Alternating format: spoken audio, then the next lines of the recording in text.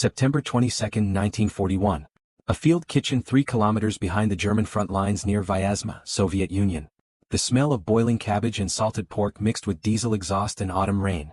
Soldiers from the 267th Infantry Division stood in a precise queue, tin mess kits held at regulation angle, waiting for the evening meal. The Feldwebel ladling soup moved with mechanical efficiency. 1 scoop per man. No more. Protocol mattered even here. These men believed in something larger than themselves. They had marched 1,400 kilometers since crossing the Soviet border on June 22. They had fought at Minsk, Smolensk and Borodino. They had captured 600,000 prisoners in a single operation. They believed they were winning. More importantly, they believed their cause was righteous, their nation superior, their victory inevitable. The ration cards in their pockets guaranteed 700 grams of bread daily, 250 grams of meat, adequate fat and sugar. The supply columns stretched back to the Reich in an unbroken chain. Wehrmacht logistics officers ensured every frontline unit received its allocation. Food was certainty. Food was order. Food was proof that civilization prevailed over chaos. 450 kilometers to the east, Senior Lieutenant Dmitry Polyakov stood in a similar queue outside a different field kitchen near Kalinin. His unit, the 133rd Rifle Division, had been in continuous retreat for 3 months. They had abandoned Minsk, Smolensk and Vyazma. They had lost 70% of their original strength. But they still believed. The Soviet soldier received 900 grams of rye bread daily when positions were static, 600 grams when mobile, plus buckwheat kasha, canned meat, sugar and tobacco. Polyakov's men trusted these numbers. They trusted the kolkhoz farms feeding the army. They trusted the railway system bringing supplies forward. They trusted the party's promise that hunger belonged to the capitalist past, not the socialist present. They believed in the defense of the motherland. They believed in Stalin's leadership. They believed that sacrifice today meant victory tomorrow. Ideology sustained them when ammunition ran low. Propaganda nourished them when sleep became a luxury. Both sides carried certainty like armor. The German soldier knew he represented European civilization against Asiatic barbarism. This wasn't mere conquest. It was cultural duty. The pamphlets distributed at training camps explained this clearly. The photographs of collective farm poverty proved it. The political officers reinforced it constantly. Victory was inevitable because history demanded it. The Soviet soldier knew he defended humanity against fascist extinction. This wasn't nationalist war. It was existential struggle. The lectures from commissars made this clear. The evidence of German atrocities proved it. The memory of 1918 intervention reinforced it. Victory was inevitable because justice demanded it. Food made these beliefs possible. A fed army thinks about doctrine, tactics, objectives. A fed army debates political philosophy. A fed army considers abstract concepts like honor, duty, and national destiny. The full stomach creates space for ideology. The reliable ration schedule allows soldiers to imagine themselves as warriors for a cause rather than animals seeking sustenance. In September 1941, both armies were still fed. The German quartermaster reports showed adequate supplies. The Wehrmacht consumed 10,000 tons of provisions daily on the Eastern Front. Supply columns delivered this tonnage despite partisan attacks, despite deteriorating roads, despite distances that strained even German organizational capacity. The system worked. Soldiers ate. Confidence remained high. Soviet supply operations functioned despite catastrophic losses. The evacuation of Western factories to the Urals had disrupted production. German air raids destroyed supply depots. Encirclements cost entire divisions their baggage trains. But the system adapted. New supply lines formed. Substitute rations appeared. Soldiers complained about quality but they ate. Morale held. The propaganda posters on both sides showed strong, well-fed soldiers. German artists depicted square-jawed men in perfect uniforms, holding weapons confidently, gazing toward destiny. No hunger in those faces. No doubt. Only certainty and purpose. The message was clear. Our soldiers are fed, equipped, superior. We cannot lose. Soviet artists showed muscular workers turned soldiers, defending factories and families, raising red banners over defeated enemies. These men looked powerful, healthy, unbreakable. The message matched. Our people are strong, our cause is just, our victory certain. Neither poster mentioned hunger. Neither acknowledged that food might become variable. The very concept seemed absurd in September 1941. Modern industrial states didn't starve their armies.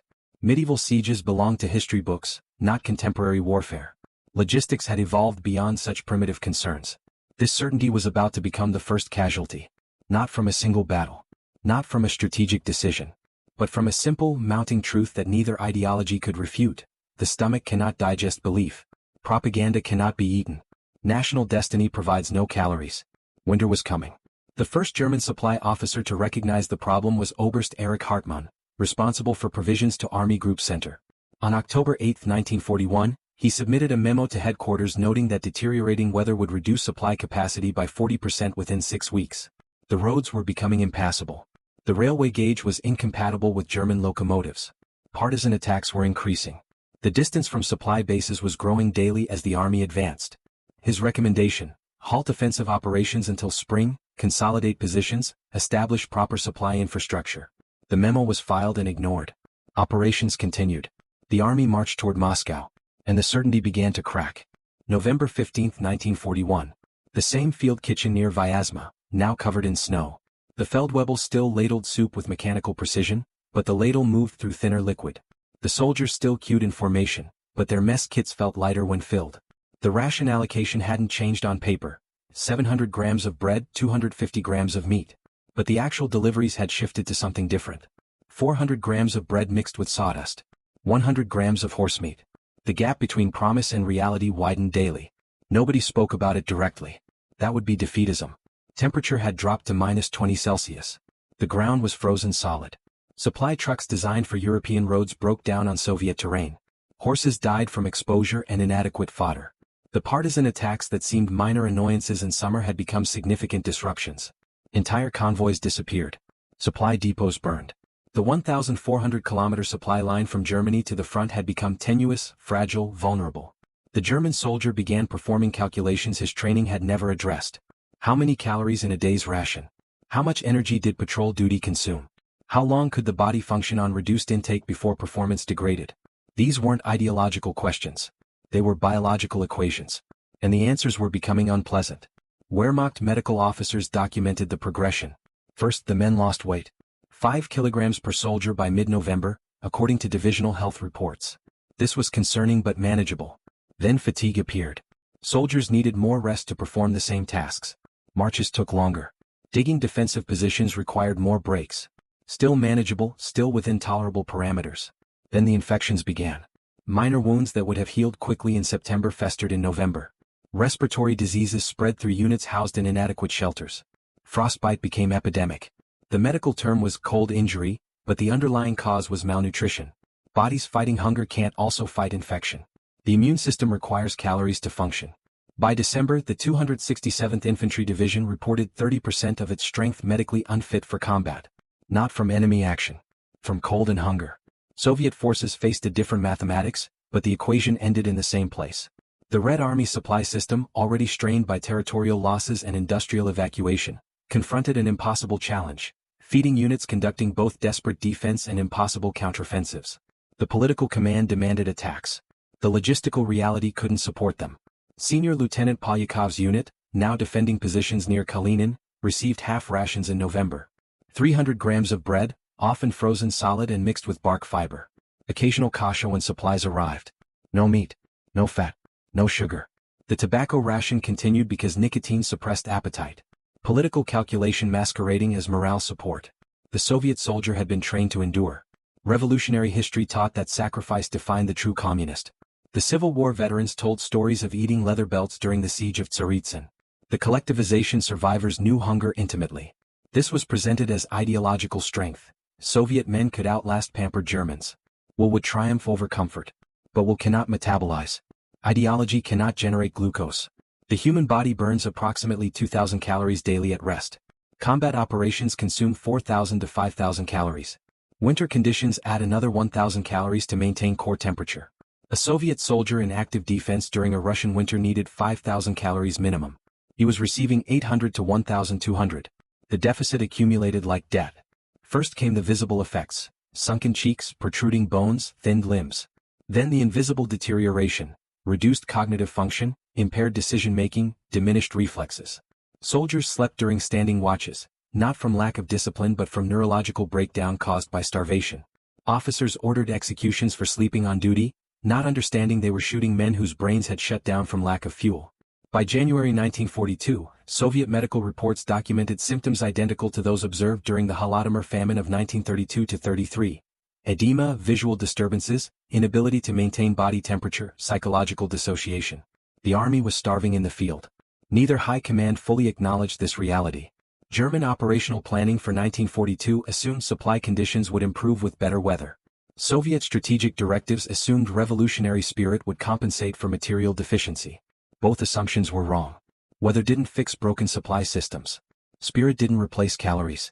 The soldiers knew. The ideologists pretended otherwise.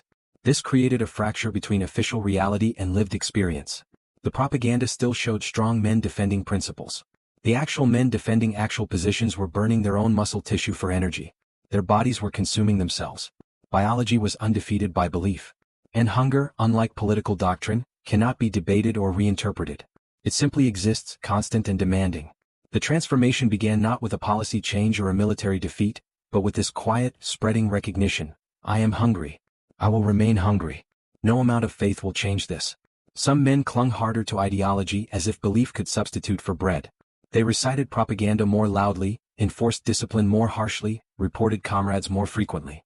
This was psychology, not conviction. When external reality becomes unbearable, some minds retreat into abstraction. If the cause is righteous, the sacrifice has meaning. If the nation is destined for victory, current suffering is temporary. The hungry mind grasps for any framework that makes suffering endurable. Other men began the opposite journey, letting go of everything that couldn't be eaten. This didn't happen suddenly. It wasn't conscious decision. It was gradual erosion, like wind removing sand grain by grain until the foundation crumbles. First, the soldiers stopped attending political lectures unless mandatory. The words seemed hollow when spoken over cramping stomachs. Then he stopped caring about unit citations and decorations. What value did a medal have when weighed against a loaf of bread? Then he stopped hating the enemy with the prescribed intensity. Because the enemy was also hungry. You could see it in their faces when you captured prisoners. You could see it in the desperation of their attacks. They weren't ideological supermen or subhuman monsters. They were other hungry men following orders, hoping to survive long enough to eat again. The propaganda had described war as a clash of worldviews. But hunger revealed it as a contest between supply systems. Whichever side could feed its soldiers would win. Not because of superior belief, but because fed men can march farther, shoot straighter, think more clearly than starving men. This was the transformation, from ideological war to biological war. From fighting for a cause to fighting for survival. And once that shift occurred, loyalty became negotiable.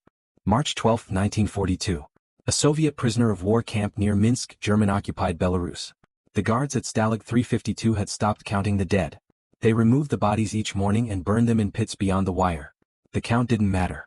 New prisoners arrived weekly to replace those who died. The cycle was self-sustaining, efficient, deliberate. The camp held 18,000 Soviet prisoners. The German daily ration allocation for Soviet POWs was 200 grams of bread and watery soup containing no nutritional value. This was official policy, documented in Wehrmacht directives, justified by multiple rationales. Soviet prisoners weren't protected by Geneva Convention. Soviet Union hadn't signed. Feeding them diverted supplies from German troops. Resources were limited. Choices had to be made. The real reason existed in different documents circulated among fewer officials. Soviet prisoners were ideologically contaminated, racially inferior, not worth preserving.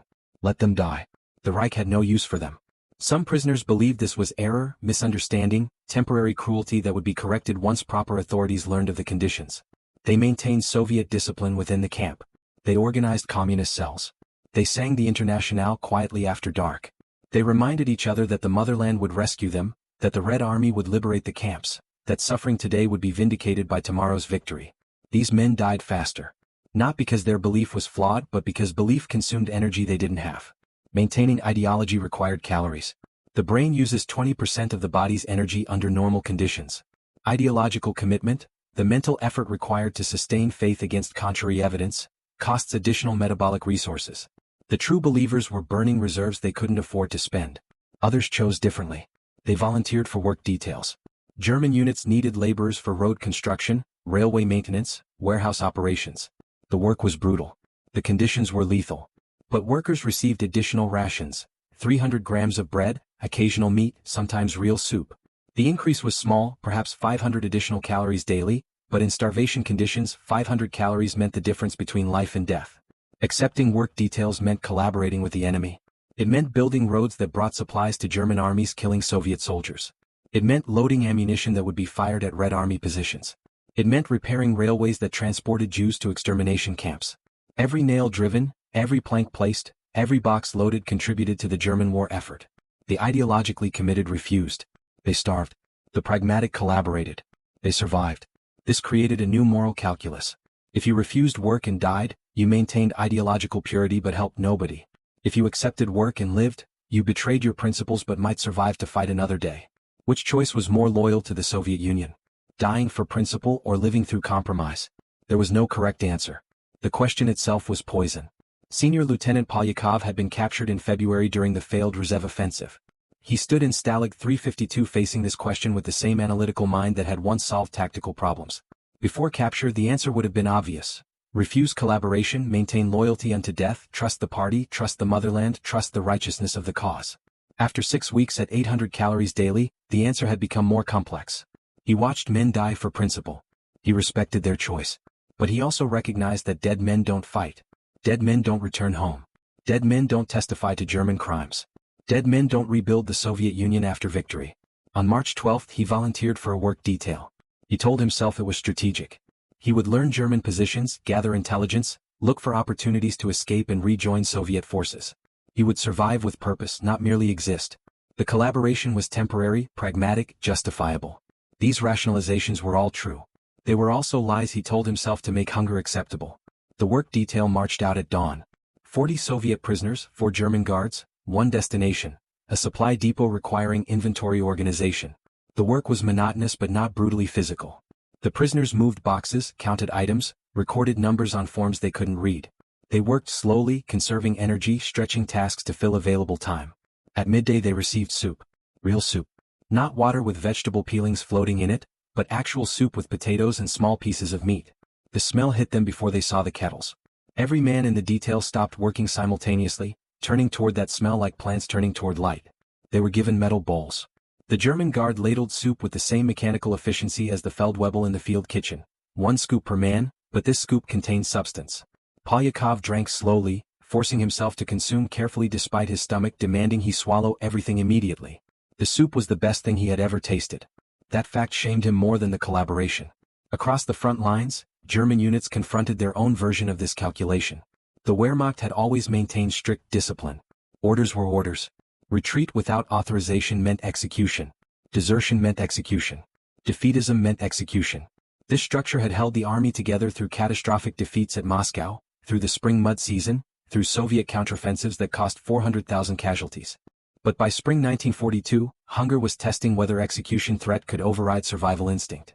German soldiers in exposed positions began surrendering when no witnesses could report them. Not mass surrenders. Not organized defection. Just small groups of men, separated from their units by Soviet attacks, choosing captivity over starvation. They told themselves they would escape, rejoin German lines, return to the fight. Most believed these lies. Soviet forces developed procedures for handling these prisoners. Well-fed prisoners received reduced interrogation. Hungry prisoners received food first, questions second. This wasn't humanitarian concern. It was psychological warfare. A starving German soldier fed by Soviet captors experienced cognitive dissonance. His propaganda said Soviets were subhuman barbarians.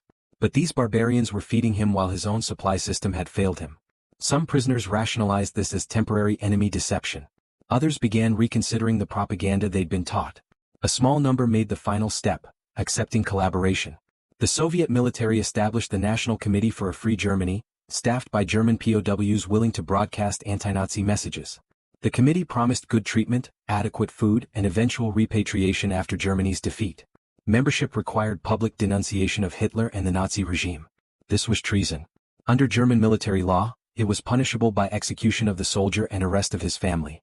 The penalty was known, documented, enforced. Men who collaborated weren't naive about consequences. They collaborated anyway. Because hunger is immediate. Consequences are distant. The starving mind cannot effectively conceptualize future punishment.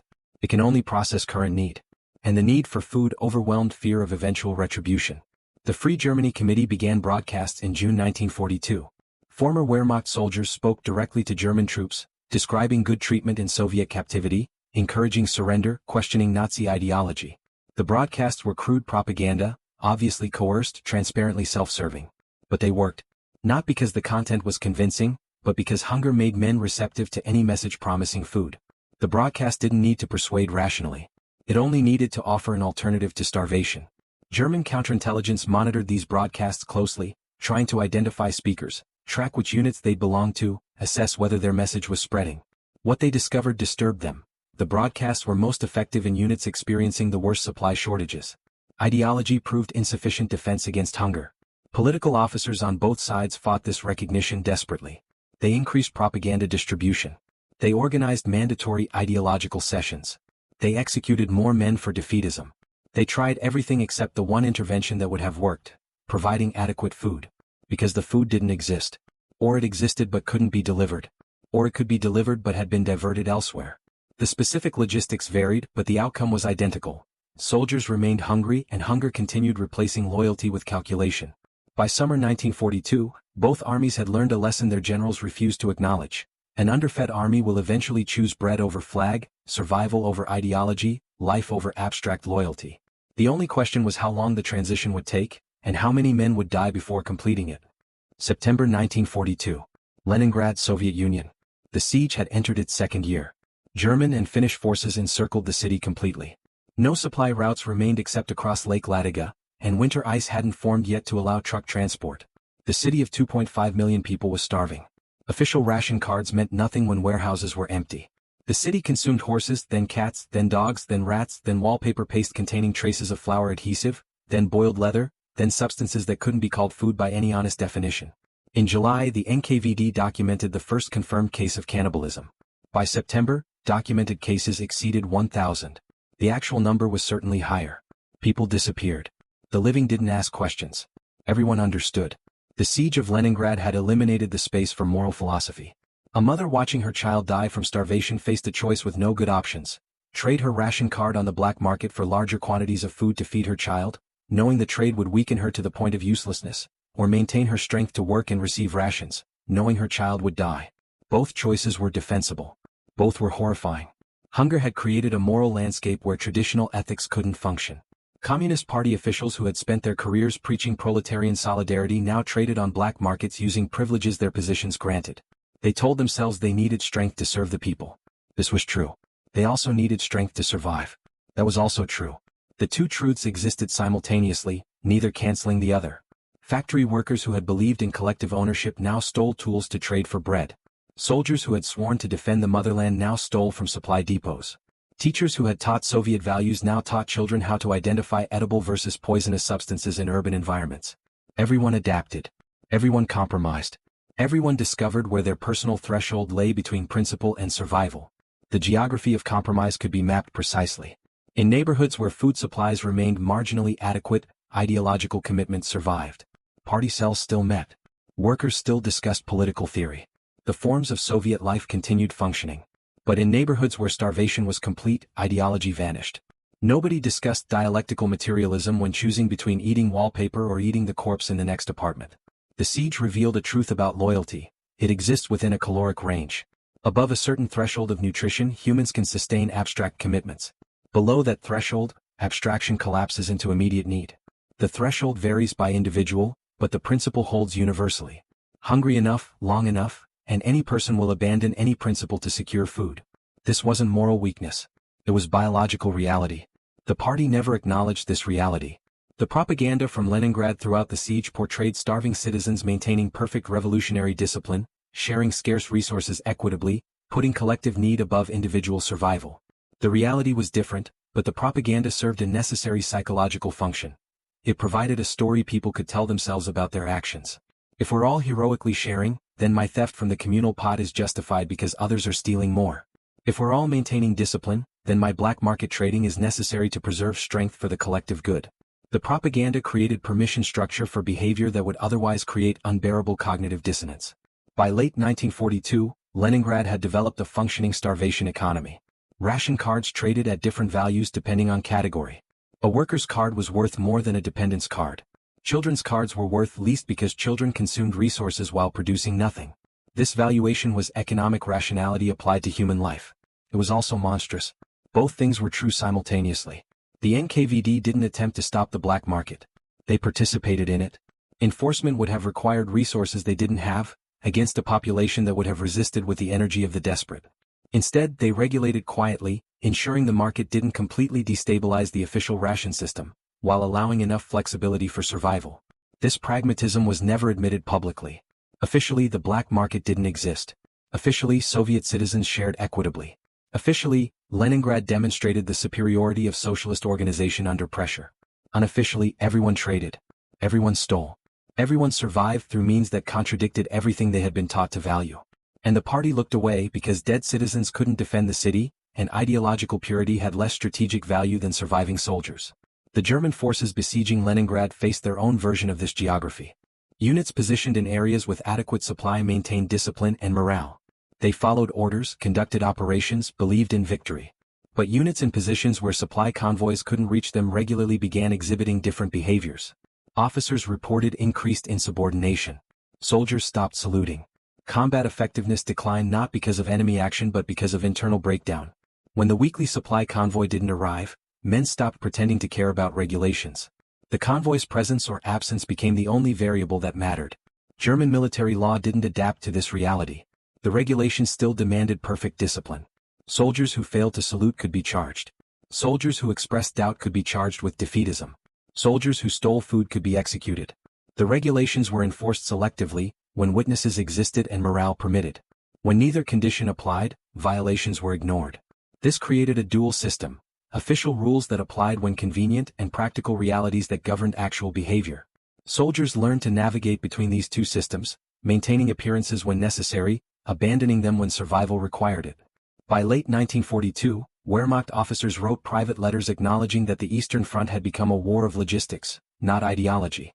The side that could feed its soldiers would prevail. Every other factor, tactical skill, technological superiority, ideological commitment, was secondary to the simple question: did the soldiers eat today? These letters were never published. The propaganda continued showing strong German soldiers confident in victory. But the officers knew. And gradually the soldiers knew the officers knew.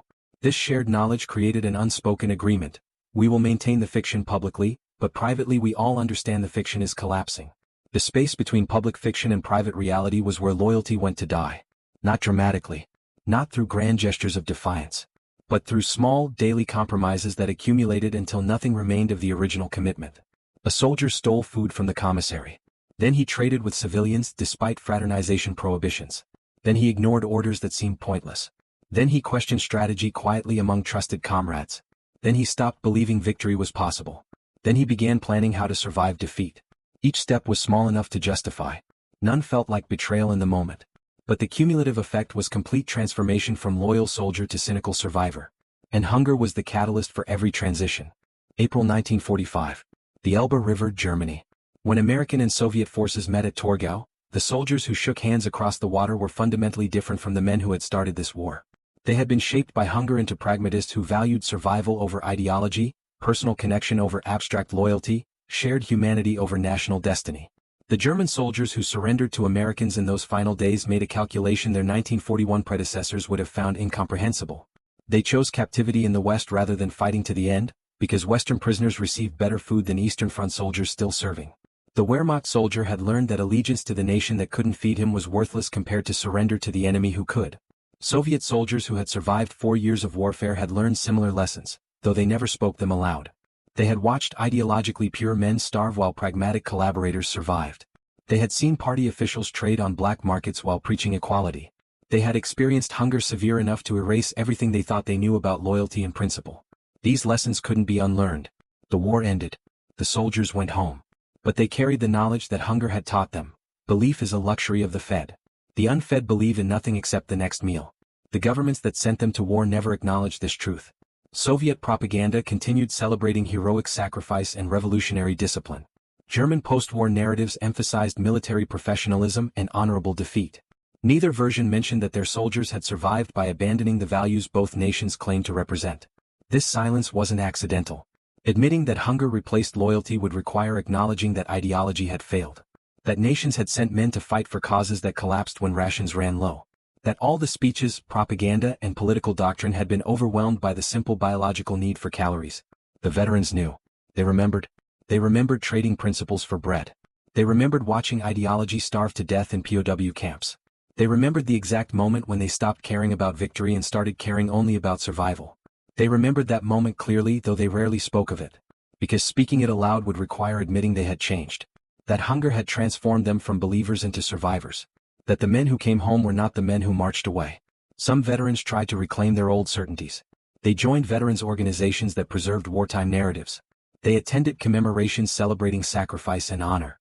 They told stories that emphasized courage and downplayed compromise. This was psychological necessity, not dishonesty. The human mind needs coherent self-narrative. "I survived by abandoning everything I believed" is not a sustainable story. Better to remember selective truths that allow continued self-respect. Other veterans chose silence. They didn't attend commemorations. They didn't join organizations. They didn't tell stories. When family members asked about the war, they deflected or changed the subject. This wasn't shame precisely. It was recognition that the truth was too complex for easy explanation, too morally ambiguous for comfortable conversation. How do you explain to your daughter that you survived because you stole bread from dying men? How do you tell your son that ideology meant nothing when you were hungry enough? How do you describe discovering that your loyalty had a price, and that price was smaller than you thought it would be? Better to remain silent than attempt such explanations. The historical record reflects this silence. Post-war interviews with veterans focused on combat experiences, tactical details, moments of courage. Few interviewers asked about food. Fewer veterans volunteered information about hunger's effects on their beliefs and behaviors. The silence preserved dignity while concealing the central truth of the war.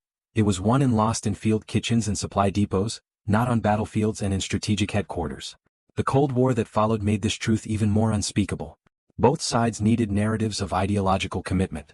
The Soviet Union needed to believe its soldiers had fought for communism. The West needed to believe German soldiers could have resisted Nazism if they had chosen to. Neither narrative allowed space for acknowledging that hungry men don't fight for ideology, they fight for food, and their loyalty belongs to whoever feeds them. This created a vast historical amnesia. The famines, the starvation, the collapse of belief under biological pressure. These experiences shaped millions of men but appeared in official history only as footnotes, if at all. Veterans' memoirs sometimes contained hints. A single paragraph about hunger between chapters on combat. A passing reference to difficult supply conditions, buried in pages of tactical analysis. These hints were all that remained in the official record of what hunger had actually meant. But the people who had lived through it understood. They shared a knowledge that couldn't be spoken but didn't need to be. When two veterans met and recognized each other's service, they could communicate entire truths through silence. They knew. And knowing, they understood why some truths were better left unacknowledged. The generation that followed, the children of veterans, grew up with fragments of stories, incomplete explanations, sudden silences when certain questions were asked. They sensed their parents carried experiences that couldn't be shared, but they didn't understand the depth of transformation hunger had caused. The grandchildren's generation, further removed, received only the official narratives. The war was about ideology, nations, strategic goals. The human dimension, the hunger, the compromise, the collapse of belief, had been edited out of popular history. What remained was simplified. Heroes and villains, victory and defeat, clear moral categories. But the truth hunger had revealed remains true, regardless of whether it's acknowledged. Loyalty is conditional. Belief is circumstantial. Principle has a caloric threshold. And no ideology, however powerful, however widely believed, can survive sustained starvation. This truth is uncomfortable because it suggests that our commitments are less stable than we believe. That given sufficient hunger, we would all discover our limits. That the certainty we feel about our values exists only because we're fed enough to sustain abstract thinking. The veterans learned this truth through experience. They couldn't unlearn it. And their silence, their refusal to fully explain what hunger had taught them, was perhaps the most honest testimony they could offer. Because some truths are too fundamental, too destabilizing, too complete in their challenge to comfortable self-understanding to be spoken aloud. So the knowledge remained with those who had lived it, unspoken but understood, preserved in silence until silence became permanent as the generation passed. What remains now is not the full truth but echoes of it. Archival documents recording ration allocations, medical reports documenting starvation effects, occasional memoirs containing careful hints. From these fragments we can reconstruct what happened. But we cannot fully reconstruct what it meant to the men who experienced it. They knew hunger replaced loyalty. They learned the precise caloric threshold where belief ends and survival begins. They discovered the exact moment when ideology collapses into need. They carried that knowledge the rest of their lives. And they took most of it to their graves unspoken.